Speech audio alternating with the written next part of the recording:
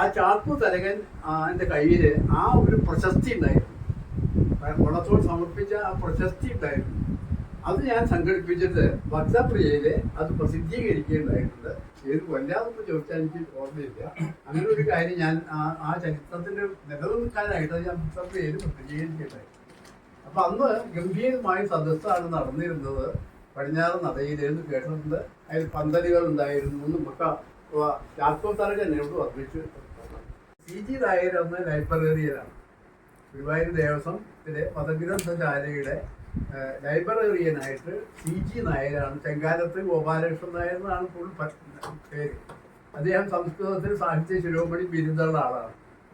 അതേ സമയത്ത് അദ്ദേഹം നല്ല ഇംഗ്ലീഷ് നന്നായി ഹിന്ദുവിൻ്റെ കറസ്പോണ്ടൻ്റ് ആയിരുന്ന ആളാണ്.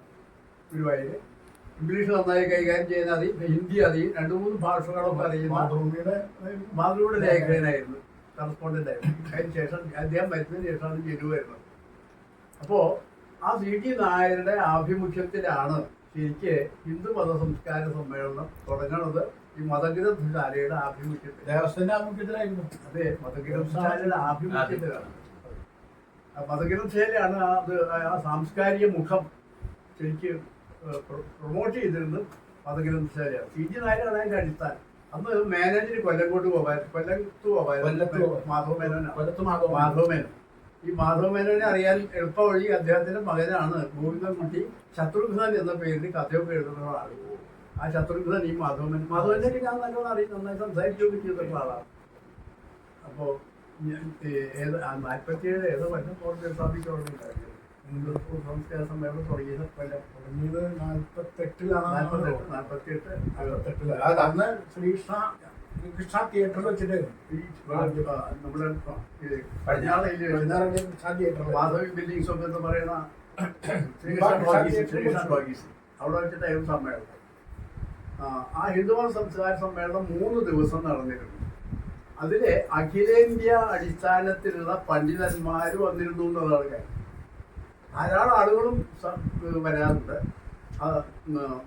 ഭാരതീയമായ വേദാന്ത ശാസ്ത്രം മുഴുവൻ, അതായത് വേദങ്ങളെ പ്രതിപാദിക്കുന്ന സമ്മേളനങ്ങൾ, ഉപനിഷത്തുകൾക്കുള്ള സമ്മേളനങ്ങൾ, മീമാംസകൾക്ക്, തർക്കം, വ്യാകരണം, ഛന്ദസ്, ഇങ്ങനെ ഭാരതീയമായ വേദാന്ത ചിന്തയുടെ എല്ലാ വശങ്ങളെയും സ്പർശിക്കുന്ന സമ്മേളനങ്ങൾ 3 ദിവസമായിട്ട് 17 കൊല്ലക്കാലം നടന്നു എന്ന് പറഞ്ഞു. 64 വരെ ഉണ്ടായി. അതിപ്പോ ഈ ജവഹർലാൽ നെഹ്റു സാധാരണ ഈ വൈശാഖ കാലത്ത് നടക്കുക.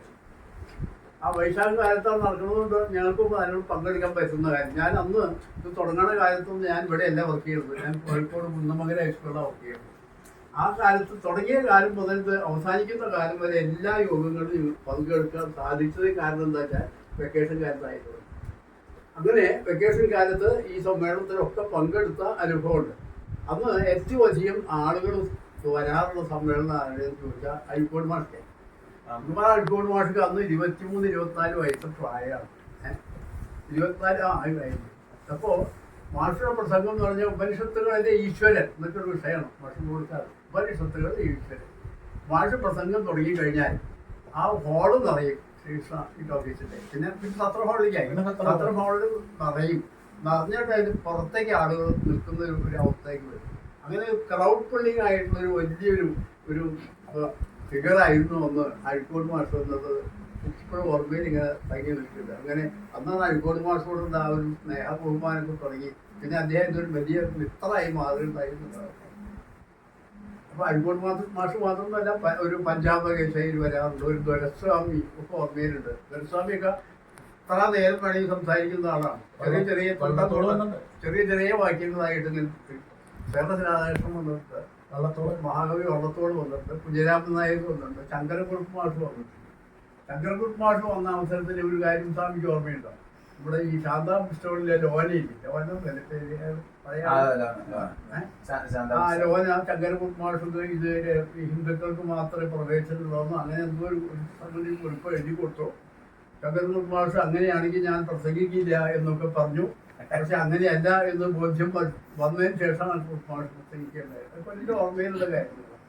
കാരണം വെച്ചാൽ ഞങ്ങളിങ്ങനെ അങ്ങോട്ടും ഇങ്ങോട്ടൊക്കെ ചെറിയ കുട്ടികളല്ലേ. കുട്ടികളെന്ന് വെച്ചാൽ ഒരു 20-22 വയസ്സെന്നൊക്കെ പറഞ്ഞ കുട്ടികളെന്നെ. അപ്പൊ അങ്ങോട്ടും ഇങ്ങോട്ടും ഞാൻ നടക്കണ കാരണം ഇതിനൊക്കെ ഇടയില് ചെന്നിട്ട് ഇവരുടെയൊക്കെ മനസ്സ് എടുക്കാൻ അറിയാതെ മനസ്സ് ഞങ്ങളിലേക്ക് ഇവര് വരാറുണ്ട്. അങ്ങനെയാണ് ഈ അരിക്കോട് മാഷുടെ പ്രസംഗത്തിന്റെ കാര്യം ഓർമ്മ വരുന്നുണ്ട്. ഇപ്പോൾ ഒരിക്കൽ അരിക്കോട് മാഷ് പ്രസംഗിച്ചുകൊണ്ട് അങ്ങനെ ഈ കോമനത്തിങ്കൾക്കിടാവോ നല്ല കോമളത്താമരം പൂവോ എന്നുള്ള വരിയുണ്ടല്ലോ. ആ വരി കഴിഞ്ഞിട്ട് മാഷ് പറയാണ്, ഈ വരിയിലൂടെ ഇരയിമൻ തമ്പി ആകാശവും ഭൂമിയും കൂട്ടിയിണങ്ങിയിരിക്കുന്നു എന്ന് പറയുമ്പോൾ സുഖമാണ്, കേൾക്കാൻ വളരെ സുഖമാണ്. അത് കഴിഞ്ഞ് പ്രസംഗമൊക്കെ കഴിഞ്ഞിട്ട് അപ്പോൾ ഈ അന്ന് ഉള്ളാട്ടിൽ കോയിന്ന് കുട്ടിയായിരുന്ന ഒരാളെ കേട്ടിട്ടുണ്ടോ എന്നുള്ളത് എനിക്കറിയില്ല. ഉള്ളാട്ടിൽ കോയിന്ന് കുട്ടിയാർ KK രാജാവ് ഇങ്ങനെയൊക്കെയുള്ള ആളുകളുണ്ട്. അപ്പൊ KK രാജാവ് ഹൈക്കോടതി മാഷ് KK രാജ കവി ആയിട്ടുള്ള അധ്യാപകനും കവിയായിട്ടുള്ള ആളാണ് KK രാജാവ്. അദ്ദേഹമാണ് ഈ മറവിതൻ മാറാപ്പ് എടുക്കാൻ മാത്രം മറവി പറ്റാറില്ല എനിക്കെന്ന് എഴുതിയ ആളാണ്.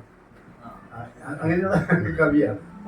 അപ്പൊ അദ്ദേഹം ചെന്ന് സുമാർ അഴിക്കോട്ടിനോട് ചോദിക്കാണ്, എടോ താൻ എന്താ പോയി പറഞ്ഞത്? ഓമനത്തിങ്കൾക്കിടാവോ കോമളത്താമര പോവോ എന്ന് പറഞ്ഞാൽ ഭൂമിയെ ആകാശവും കൂട്ടിയിണക്കി എന്നൊക്കെ പറഞ്ഞാൽ എന്താ അർത്ഥം? അത് ഈ ഭാഷയെ പ്രസംഗപീഠത്തിലാവുമ്പോ ചിലതൊക്കെ അത് തോന്നുകയാണ്, പറയും നീതിയൊന്നുമില്ല പറഞ്ഞല്ലോ. ടീച്ചർ പിന്നെ അത് വല്ലാത്തൊരു സമ്മേളനമായിരുന്നു. യാതൊരു മുണ്ടശ്ശേരി മാഷുണ്ടായിരുന്നു ആദ്യത്തെ മുണ്ടശ്ശേരി മാഷുണ്ടായിരുന്നു എനിക്ക് ഓർമ്മയില്ല. എന്തായാലും ആറ്റൂർ കൃഷ്ണ സ്പെഷ്യാലിറ്റി ഉണ്ടാവുന്നുണ്ട്, വാസുദേവൻ മൂർത്തത് ഉണ്ടാവാറുണ്ട്, KP Narayanan speciality, PC Vasudevan ഇടയുണ്ട്. പിന്നെ ഇങ്ങനെ കുറെ പണ്ഡിതന്മാരും നിരയാണ്. ഒരു മധുസൂദനൻ തങ്ങൾ, മട്ടന്നൂർ മധുസൂദനൻ തങ്ങൾ. തങ്ങൾ എന്ന് പറഞ്ഞാൽ ക്രിസ്ത്യാനിയല്ല, മുസ്ലിമല്ല, അവരങ്ങനെ തങ്ങളുടെ സ്ഥാനപ്പേരാ തോന്നുന്നത്. മട്ടന്നൂർ മധുസൂദനൻ തങ്ങൾ അദ്ദേഹം ഈ ആധ്യാത്മിക വിഷയത്തിൽ നല്ല വടക്കമ്പൂർ രാജരാജവർമ്മ ഏത് വിഷയം ചോദിച്ചാലും അവർക്ക് കിട്ടും. ഈ ഭാരതീയായിട്ടുള്ള അങ്ങനെയുള്ള പണ്ഡിതന്മാരായിരുന്നു. അതായത് അല്ലാണ്ട് ഈ ബിനാമിനികളെ പോലെ അല്പം ഒളിച്ചും കൊണ്ട് നടക്കുന്ന ആളുകളായിരുന്നില്ല അവർ. എന്ത് സംശയം ചോദിച്ചാൽ ഓൺ ദ സ്പോട്ടിൽ ഉത്തരം കിട്ടുന്ന ആളുകളായിരുന്നു. ബ്രിട്ടീഷുകാരും വന്നത്, ബ്രിട്ടീഷുകാരും വന്നിട്ട് ഇന്ത്യനായിട്ടുള്ളൊരു വാദപ്രതിവാദം തന്നെ ഉണ്ടായത് എനിക്ക് ഓർമ്മയുണ്ട്. ബ്രിട്ടീഷന്മാരുടെ ഭാരത പര്യടനം എന്ന് പറഞ്ഞ പുസ്തകത്തിൽ കേട്ടിട്ടുണ്ടാവും വിചാരിക്കാം. ഈ വായിക്കേണ്ട പുസ്തകമാണ് എല്ലാവരും. ഈ മഹാഭാരതം എന്ന വ്യാസകൃതിയെ ആധുനിക സമൂഹത്തിന് ഇത്രയും ശക്തിയിൽ പരിചയപ്പെടുത്തിയ ഒരാൾ മാരാരാണ്. ആ മാരാരുടെ ഭാരത പര്യടനം എന്നുള്ള പുസ്തകം വായിക്കേണ്ടതാണ്. ചില അപ്രിയ സത്യങ്ങളൊക്കെ പറഞ്ഞു ഒരു മാരാര്, അത് വേറെ കാര്യം. അതില് ഈ നേശയെ ബലസ് ചെയ്ത് ചരയത് അധർമ്മം എന്ന് പറഞ്ഞിട്ടൊരു വാക്യം. നേശയെ ബലസ് ചെയ്ത് ചരയത് അധർമ്മം, അത് മാർക്കാണ്ഡേയ മുനി യുധിഷ്ഠിരനോട് ഉപദേശിക്കുന്നതാണ്. നേശേ ബലസ്യ ഇനി ചരയത് അധർമ്മം. അത് രണ്ട് രീതിയിൽ അർത്ഥം പറയും. അതായത് ബലത്തിനാളാണ് എന്ന് കരുതി അധർമ്മം ചെയ്യരുത്. ഞാൻ ബലവാനാണ് എന്ന് കരുതിയിട്ട് അധർമ്മം ചെയ്യരുത്. ഞാൻ ബലവാനല്ല എന്ന് കരുതിയിട്ട് അധർമ്മം ചെയ്യാം എന്നാണ് ബ്രിട്ടീഷുമാരെ വ്യാഖ്യാനം. അത് ഇവിടെ ഗംഭീരമായ ചർച്ചയ്ക്ക് വിഷയമായി. രണ്ട് ചേരിയായി, സുമാർ അഴിക്കോടും ഒരു ഭാഗത്ത്, മറ്റൊരു വേറൊരു ഭാഗത്തായിട്ട് മാരാരും അധ്യക്ഷനായിരുന്നു. അത് ഗംഭീരമായ ഒരു ചർച്ചായോഗം നടന്ന ഒരു കാര്യം എനിക്ക് അതിൽ ഓർമ്മയുണ്ട്. അതാണ് ഇപ്പോഴാ വാക്യം നല്ലോണം കൃത്യമായിട്ട് മനസ്സിൽ നിൽക്കാനുള്ള കാര്യം. ജാതിയുടെ ഒരു പ്രഷർ തന്നെ അതൊന്നും ഇല്ലെന്നതാണ്. പിന്നെ ഹിന്ദുമത എന്ന് പറയുമ്പോഴാവും ആൾക്കാർക്ക് ഇപ്പൊ ഹിന്ദുമതം എന്ന് പറഞ്ഞാൽ അത് ഹിന്ദു എന്ന് പറഞ്ഞാൽ തന്നെ ആകെ വിഷയവും. അപ്പൊ തന്നെ സമ്മേളനത്തിന്റെ സ്വഭാവം തന്നെ സാംസ്കാരിക സമ്മേളനം എന്ന് പറഞ്ഞ ആവായിരുന്നു. സാംസ്കാരിക സമ്മേളനം എന്ന് പറഞ്ഞിട്ട് ആവായിരുന്നു. അല്ല, അത് എന്തായാലും പലതും പറഞ്ഞു നോക്കിയാ ആർക്കും ഇതായി. ഇപ്പൊ ഇന്നിപ്പോ രാമായണ മാസത്തിന് 3 ദിവസത്തെ സെമിനാർ നടന്നു എന്ന് പറഞ്ഞു. ആരും അറിഞ്ഞില്ല എന്നുള്ളതാണ്. എത്രയാണ് അറിഞ്ഞില്ല ആ സെമിനാർ നടന്നത്? അപ്പൊ അങ്ങനെ സെമിനാർ നടത്തിയിട്ട് കാര്യമൊന്നുമില്ല. 3 ദിവസം നടത്തിയെന്ന് പറയുന്നത്. അപ്പൊ അത് തന്നെ പുറത്തെവിടെയും മേൽപ്പത്തോടുകൂടിയും പോലെ ഒരു സ്ഥലത്ത് വെച്ച് കുറെ കൂടി ഒരു പബ്ലിസിറ്റി ഒക്കെ കൊടുത്തുകൊണ്ട് നടത്തുകയായിരുന്നെങ്കിൽ അത് ഈ ഇതിന്റെ ഒരു തുടക്കമായിട്ട് വേണി കാണാമായിരുന്നു. അങ്ങനെ ഒന്നും കണ്ടില്ല. ഞാനിപ്പോ അങ്ങനെയൊക്കെ ഉണ്ട്. പത്രത്തിലോ വായിച്ചപ്പോഴാ ഇപ്പൊ 3 ദിവസത്തെ ഇത് നടന്നു. അത് പഠന കേന്ദ്രം സംഘടിപ്പിച്ച ദേവസ്വം ദേവസ്ഥന്റെ തന്നെയാണോ ചെയർമാൻ ഉണ്ടായിരുന്നു? ചെയർമാൻ പിന്നെ ടീ കൊടുത്തൊക്കെ ദേവസ്ഥല്ലേ അതാ 10-20 പഠിക്കുന്ന സമാഹരിച്ചൊരു കുറച്ച് പുസ്തകങ്ങളാക്കിയിട്ടുണ്ട്. അത് ദേവസ്വം ലൈബ്രറിയിൽ ഇപ്പോൾ കാണും കുറച്ച് പുസ്തകങ്ങൾ. കെ പി നാരായണ പിഷാരി മാഷ് ആദ്യമായിട്ട് ഈ കൂത്തമ്പലങ്ങളെ കുറിച്ചും കൂത്തനെ കുറിച്ചും ഒക്കെ എഴുതാൻ കാരണം ഈ സമ്മേളനം. ഈ സമ്മേളനത്തിൽ ഒരു വിഷയം മാഷ് കൊടുക്കുകയാണ്. അത് എൻ്റെ കൃഷ്ണവാര്യയിലും കൂടി ഉണ്ട് ആ വിഷയം കൊടുക്കുന്നതിൽ. അദ്ദേഹത്തിന് പടക്കുന്നാഥ ക്ഷേത്രത്തിൽ പോയിട്ട് കൂത്ത് കണ്ട് ഈ വ്യാഖ്യാനം കൂടെ നടന്ന് ഗവേഷണം നടത്തി അങ്ങനെയൊക്കെ എഴുതിണ്ടാക്കിയ ലേഖനമാണ് കൂത്ത് കൂടിയാട്ടം എന്ന് പറഞ്ഞിട്ട് ലേഖനം. ക്ഷേത്രകാര്യങ്ങൾ എന്നുള്ളത് ഇതിൽ കാണാം ആ ലേഖനം. അപ്പം അങ്ങനെ വളരെ എന്താ പറയുക ഗുരുവായൂരിന് ഒരു സർഗ ചൈതന്യം എന്നൊക്കെ പറയാവുന്ന രീതിയിലുള്ള ഒരു മുഖം ഉണ്ടായത് ആ കാലത്താണ്. മാത്രമല്ല അന്ന് സി ടി നായർ നാടകമൊക്കെ എഴുതണ്ടായിരുന്നു. സി ടി നായർ സ്വന്തമായിട്ട് എഴുതി നാടകത്തിന്റെ പേരിക്കോ നാടകം ഉണ്ടായിട്ടുണ്ട് അവിടെ. നാടകം ധാരാളം നാടകം ശാകുന്തളൊക്കെ അവിടെ അവതരിപ്പിച്ചിട്ടുണ്ട്. നാടകം അവതരിപ്പിച്ചിട്ടുണ്ട്. ഉപരാഷ്ട്രപതി വന്നിട്ടുണ്ടോ? ഡോക്ടർ രാധാകൃഷ്ണൻ ഉപരാഷ്ട്രപതിയാണ് ഒന്നെന്ന് മാത്രമേ ഉള്ളൂ. ശ്രീ രാധാകൃഷ്ണൻ വന്നു. അദ്ദേഹം മാത്രമല്ല, അദ്ദേഹം ശ്രീഷാ കോളേജിന്റെ തർക്കലിട്ടു. ഇവിടെ ശ്രീഷാ ആ കല്ല് അവിടെ കുറെ കാലം കിടന്നു. ഇപ്പൊ പക്ഷെ കോളേജ് ഉണ്ടായത് അവിടെ എല്ലാം മാത്രം. ആ കല്ല് ഇപ്പോഴും ശ്രീഷാ ഹൈസ്കൂളിന്റെ പിന്നിൽ കാണും. അവിടെ പോയിട്ടില്ല. അവിടെ എഴുതിയിട്ടിരുന്നു. പോയിട്ടില്ല. ആ കല്ല് അവിടെ ഉണ്ടാവും. അതാ മാവിന്റെ അടുത്ത് ആ കല്ല് കാണാറുണ്ട്. അത് രാധാകൃഷ്ണൻ തർക്കലിട്ടൊക്കെ എനിക്ക് അനുഭവം. ശ്രേയസ്സും പ്രേയസ്സും തമ്മിലുള്ള ആ ഒരു പ്രേയസ് തമ്മിൽ എന്ന് പറഞ്ഞാൽ പ്രേയസ് എന്ന് പറഞ്ഞാൽ ലൗകികമായ കാര്യങ്ങളൊക്കെ പ്രേയസാണ്. ശ്രേയസ് എന്ന് പറഞ്ഞാൽ ആധ്യാത്മികമായ കാര്യങ്ങളെ കുറിച്ചുള്ള ഈ ശ്രേയസ്. അപ്പൊ പ്രേയസിന്റെ വിഷയങ്ങള് ശ്രേയസിന്റെ വിഷയങ്ങൾ, അതാണ് ശ്രേയസ് പ്രേയസ്. എല്ലാവരെയും അമ്പലത്തിൽ വെക്കണം. പിന്നെ ഞാൻ ഈ ഷർട്ട് അടിക്കില്ല. പിന്നെ വേറെന്തൊരു കൂടി പറഞ്ഞു, എനിക്കത് അങ്ങനെ 3 കാര്യങ്ങൾ. അത് മൂന്നും ഇവിടെ അനുവദനീയമല്ല, പറ്റില്ല. അപ്പൊ അദ്ദേഹം ഒരു തുറന്ന ജീപ്പില് കുന്നംകുളത്തുനിന്ന് ഈ അത്താണി കഴിഞ്ഞ് ഇങ്ങനെ മമ്മിയിൽ കൂടെ വന്ന് പാവർട്ടി വന്ന് അവിടെ പ്രസംഗിച്ചു.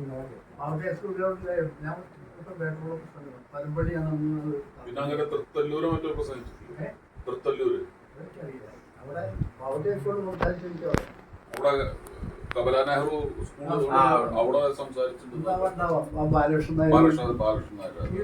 കാക്കശ്ശേരി ആണ് സ്വദേശി നട്ടം പറഞ്ഞു. കാക്കശ്ശേരി പട്ടേരി എന്ന് പറഞ്ഞൊരാൾ പ്രസിദ്ധനായിട്ടുള്ള അദ്ദേഹത്തെ കുറിച്ച് എന്തെങ്കിലുമൊക്കെ അദ്ദേഹത്തെ കുറിച്ച് പറയാനുള്ള അദ്ദേഹം ഒരു അപൂർവ ജന്മമായിട്ടാണല്ലോ അദ്ദേഹത്തെ കുറിച്ച് പറയാം. അതെ അതെ. എന്താ കാരണം വെച്ചാല് കാക്കശ്ശേരി പട്ടേരി മാഷയുടെ കാക്കശ്ശേരിക്കാരനാണോ? അതിന്റെ പോലെ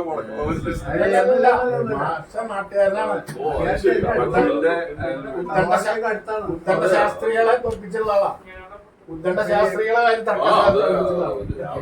മേപ്പത്തൂരൊക്കെ പോലെ കോഴിക്കോട് കളിയിൽ ക്ഷേത്രത്തില് ഈ നടക്കാനുള്ള ഒരു പട്ടത്താൻ എന്ന് പറഞ്ഞൊരു സംഘം. പട്ടത്താൻ, രേവതി പട്ടത്താൻ. ഈ പട്ടൻ എന്ന സംസ്കൃത വാക്കിന് പണ്ഡിതൻ എന്നർത്ഥമാണ്. അതിന്റെ തദ്ഭവമാണ് പട്ടത്താൻ എന്നുള്ളത്. പട്ടദാനാണ് പട്ടത്താനായത്. ആ പട്ടന് കൊടുക്കുന്ന ദാനം, അതാണ് പട്ടത്താൻ. അപ്പൊ ആ രേവതി പട്ടത്താനത്തിന് വലിയ വാക്യാർത്ഥ സദസ്സ് എന്നാണ് പറയാ സംസ്കൃതത്തിലാവുമ്പോ അതിന്. ആ വാക്യാർത്ഥ സദസ്സ് നടക്കും. പല വിഷയങ്ങളെ കുറിച്ച് അന്വേഷണം തർക്കിക്കലാണോ.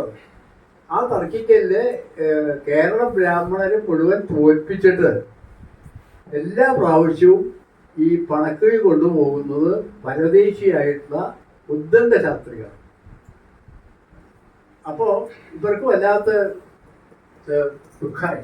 മാത്രമല്ല ഉദ്ദണ്ഡ ശാസ്ത്രികളാണെങ്കിൽ മറ്റൊരു അഹംഭാവം കൂടിയുള്ള ആളാണ്. രേ ദുഷ്കവിജന വേദാന്ത വനസഞ്ചാരി ഹായാദി ഉദ്ദണ്ഡകേസരി പലായധ്വം പലായധ്വം. കവികളോട് പറയണം, ഓടിക്കോളി എന്നാണ്. പലായധ്വം, പലായനം ചെയ്തോളൂ, പലായനം ചെയ്തോളൂ. രേ ദുഷ്കവി കുഞ്ചര, ദുഷ്കവികളാകുന്ന ആനകളെ നിങ്ങൾ ഓടിക്കോളൂ. കേരളീയരുടെ കവികളെ പറയുന്നത്. കാരണം എന്താ വെച്ചാൽ വേദാന്ത വനസഞ്ചാരി, വേദാന്തമാകുന്ന കാട്ടിൽ സഞ്ചരിക്കുന്ന ഉദ്ദണ്ഡൻ എന്ന കേസരി സിംഹം ഇതാ വരുന്നു. ആനകളെ ഓടിക്കോടിന്ന് പറഞ്ഞിട്ടാണ് അദ്ദേഹത്തിന്റെ വരവ് എന്നാണ് പറഞ്ഞിരിക്കുക. അദ്ദേഹത്തിന്റെ ശ്ലോകമാണ് ഈ പറഞ്ഞത്. അദ്ദേഹത്തിന് വേറെ ഈ ഭാഷാകവികളോടൊക്കെ വളരെ പുച്ഛാണ് അദ്ദേഹത്തിന്. സംസ്കൃതത്തിൽ എഴുതുന്നവർക്കോട് മാത്രമേ താല്പര്യമുള്ളൂ. അദ്ദേഹത്തിന്റെ ഒരു ശ്ലോകമുണ്ട്, ഭാഷാകവി നിവഹോയം ദോഷാകരവൽ വിഭാതി ഭുവനതരേ പ്രായേണ വൃത്തഹീന സൂര്യാലോകേ നിരസ്ത ഗോപ്രസക.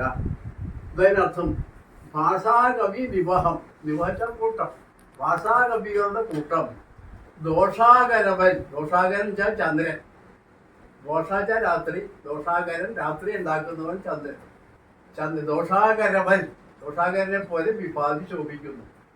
ഇതായി ദോഷാകരനുള്ള പ്രത്യേകത വെച്ചാൽ, ചന്ദ്രനുള്ള പ്രത്യേകത എന്താ വെച്ചാൽ അതിന്റെ ഭാഷാകവികൾക്കുള്ളത് പ്രായേണ വൃത്തഹീന. ചന്ദ്രൻ എപ്പോഴും ഒത്ത സുഹൃതം ഒരു ദിവസം ഉണ്ടാവുള്ളൂ. പ്രായേണ വൃത്തഹീന, വൃത്തം ഉണ്ടാവില്ലല്ലോ, വട്ടത്തിന് വേണ്ടി ഒരൊറ്റ ദിവസമല്ലേ ഉള്ളൂ ചന്ദ്രൻ. ഈ ഇതുപോലെ തന്നെ ഇവർക്ക് സംസ്കൃതം വൃത്തമില്ല, വൃത്തഹീനന്മാരാണ്, ഏതോ ദ്രാവിഡ വൃത്തത്തിന് എഴുതുന്നവരാണ്. അതുകൊണ്ട് വൃത്തഹീന. സൂര്യാലോകേ, സൂര്യൻ നോക്കുമ്പോൾ ഒരർത്ഥം, സൂര്യൻ നോക്കുമ്പോൾ നിരസ്ത ഗോപ്രസര, ചന്ദ്രനുണ്ടോ പിന്നെ ചൈതന്യം? സൂര്യൻ പൊതിച്ചു കഴിഞ്ഞാൽ ചന്ദ്രന്റെ ചൈതന്യമില്ല. ഇവരുടെ സ്ഥിതിയിൽ എങ്ങനെയാ വെച്ചാൽ ഭാഷാകവികളുടെ കാര്യത്തിലാകുമ്പോൾ സൂര്യകൾ പണ്ഡിതന്മാർ നോക്കിയാൽ സൂര്യാലോകേ നിരസ്ത ഗോ എന്നുള്ളൊരു വാക്ക് നിർത്തുന്നുണ്ട്. ഗോപ്രസര ഒറ്റ വാക്ക് പോലും പറയാൻ കഴിയാത്തവരാണ് പണ്ഡിതന്മാരുടെ മുമ്പിൽ, ഒറ്റ വാക്ക് പോലും പറയാൻ കഴിയാത്തവരാണ് എന്നൊക്കെ മലയാളികളെ അങ്ങേയറ്റം അവമാനിച്ച ആളാണ് ഈ ഉദ്ദണ്ഡ ശാസ്ത്രികൾ. അപ്പോൾ കേരളത്തിലെ ബ്രാഹ്മണരെല്ലാവരും കൂടി തീരുമാനിച്ചു ഇദ്ദേഹത്തെ തോൽപ്പിക്കാനായിട്ട് ഒരു അവതാരം വേണമല്ലോ, മൂകാംബിയെ പോയി ഭരിച്ചു എന്നൊക്കെയാണ് കഥ. അങ്ങനെയാണ് ഒരു ഉണ്ണി വന്നത്. ആ ഉണ്ണിക്ക് എന്താ പേരെന്ന് ചോദിച്ചാൽ ഇപ്പൊ കാക്കശ്ശേരി ഭട്ടതിരി എന്ന് തന്നെയുള്ളൂ പറയുള്ളൂ. അല്ലാണ്ട് പേര് ചെല്ലു വാസുദേവൻ എന്നാണ് പേരെന്ന് പറയും, വേറെ ചെറുതാണെന്ന് പറയും, വ്യക്തമായിട്ട് രേഖകളൊന്നും. അദ്ദേഹത്തിൻ്റെതായിട്ട് ആകെ ഒരു പുസ്തകം മാത്രമാണ് ഉള്ളത്, പശുപതി മാനവിക്രമം എന്ന് പറഞ്ഞൊരു നാടകം. അത് മുഴുവൻ കിട്ടിയില്ല, പകുതി കിട്ടിയില്ല. അങ്ങനെ അദ്ദേഹത്തിന്റെ ആകെ ഒരു കൃതി കിട്ടി. അപ്പൊ അദ്ദേഹം ഈ 3-4 വയസ്സാകുമ്പോഴേക്കും വേദമൊക്കെ പഠിച്ചു കഴിഞ്ഞു എന്നാണ് പറയുന്നത്. അതിബുദ്ധിയുള്ള ആളാണ്. ഈ വീടിന്റെ മുറ്റത്ത് ഇന്നലെ വന്ന കാക്കയും ഇന്ന് വന്ന കാക്കയും നാളെ വരുന്ന കാക്കയും ഒക്കെ വേർതിരിച്ചറിയുന്ന പറയുന്നത്. അങ്ങനെ ഒരു പ്രത്യേകത ഉണ്ടെന്ന് പറയുന്നു. പിന്നെ ഈ നമ്പൂതിരിമാരൊക്കെ വേദം ചെല്ലുന്ന സമയത്ത് ഈ കുട്ടി കാട് എന്ന് പറയുന്നത്, കാട് എന്ന് വെച്ചാൽ അബദ്ധം എന്നാണ് അർത്ഥം. സംസ്കൃതത്തിൽ കാട് എന്ന് പറഞ്ഞ അർത്ഥം ചെല്ലുന്ന അബദ്ധമാവണമെന്നൊക്കെ പറയുന്നത്. എന്തായാലും ആ കുട്ടി 10-12 വയസ്സായപ്പോഴേക്കും നല്ല പാണ്ഡിത്യമൊക്കെ നേടിക്കഴിഞ്ഞു. അങ്ങനെ ഉദ്ദണ്ഡ ശാസ്ത്രികൾ അവർക്ക് നേരിടാനായിട്ട് ഈ കുട്ടിയാണ് പോണത്. അപ്പോ ഈ കുട്ടിയെ കണ്ടപ്പോ ഉദ്ദണ്ഡ ശാസ്ത്രികൾ ചോദിച്ചു, ആകാരോ ഹ്രസ്വ, കണ്ടപ്പോഴേ സംസ്കൃതത്തിലാണല്ലോ ആകാരോ ഹ്രസ്വ. അതിനർത്ഥം ആകാരം വെച്ചാൽ ആകൃതി, ഹ്രസ്വം വളരെ ചെറുതാണല്ലോ, ചെറിയ കുട്ടിയാണല്ലോ, ആകാരോ ഹ്രസ്വ. അപ്പൊ ഉടനെ ഉണ്ണി പറഞ്ഞു, നഹി അല്ല, അകാരോ ഹ്രസ്വ ആകാരോ ദീർഘ. മനസ്സിലായ കാര്യം? അപ്പൊ അകാരം എന്ന് പറയുന്നതാണ് ഹ്രസ്വം, ആകാരം എന്ന് പറയുന്നത് ദീർഘമാണ്. അതുകൊണ്ട് അങ്ങേക്ക് തെറ്റി എന്ന് പറഞ്ഞാൽ അവിടുന്ന് തന്നെ ഉദ്ദണ്ഡ ശാസ്ത്രികളെ പരാജയപ്പെടുത്തി തുടങ്ങി എന്നാണ് കഥ. അങ്ങനെ ഉദ്ദണ്ഡ ശാസ്ത്രികൾ ആ കുറി പരാജയം സമ്മതിച്ചു, കിഴി കാക്കശ്ശേരി ഭട്ടതിരി വാങ്ങിയെന്നാണ്. പക്ഷേ ആ ഭട്ടതിരിക്ക് അവസാനം ഉണ്ടായത് എന്താ വെച്ചാൽ, ഭട്ടതിരി പിന്നെ വലിയ പണ്ഡിതനായതുകൊണ്ട് അദ്ദേഹം ഈ കാലത്ത് കുളിക്കില്ല, ഒരു അവധൂതനെ പോലെയായി. ഇപ്പൊ കാലത്ത് കുളിക്കില്ല, പല്ല് തേക്കില്ല, സമയത്ത് ഭക്ഷണം കഴിക്കില്ല. ഇങ്ങനെ ഒരു ബ്രാഹ്മണന്റെ ചിട്ടയിലൊന്നും ജീവിക്കാൻ ഇല്ലാണ്ടേ. അപ്പൊ അദ്ദേഹത്തിനോട് ചോദിക്കുക, എന്താണ് അങ്ങ് ഈ ഇങ്ങനെ ഒരു ബ്രാഹ്മണനെ പോലെ ഇതൊന്നും ചെയ്യാതെ, സന്ധ്യാവന്തനും അതുപോലെ കാര്യങ്ങളൊക്കെ ചെയ്യാതെ ഇരിക്കുന്നത് എന്തുകൊണ്ടാണ് ചോദിച്ചപ്പോൾ പറഞ്ഞത്, ചോകയ്ക്ക് മുഴുവൻ ഓർമ്മ വരണില്ല. ഹൃദാകാശേ സദാഭാതി, എന്റെ ഹൃദയമാകുന്ന ആകാശത്തിലെ ജ്ഞാനമാകുന്ന സൂര്യൻ എല്ലായ്പ്പോഴും പ്രകാശിച്ചുകൊണ്ടിരിക്കുകയാണ്. അപ്പൊ എങ്ങനെയാ ഞാൻ കഥം സന്ധ്യ ഉപാസ്മഹേ, ഞാൻ എങ്ങനെയാ സന്ധ്യയെ വന്ദിക്കുക? സന്ധ്യ ഉണ്ടാവണില്ല.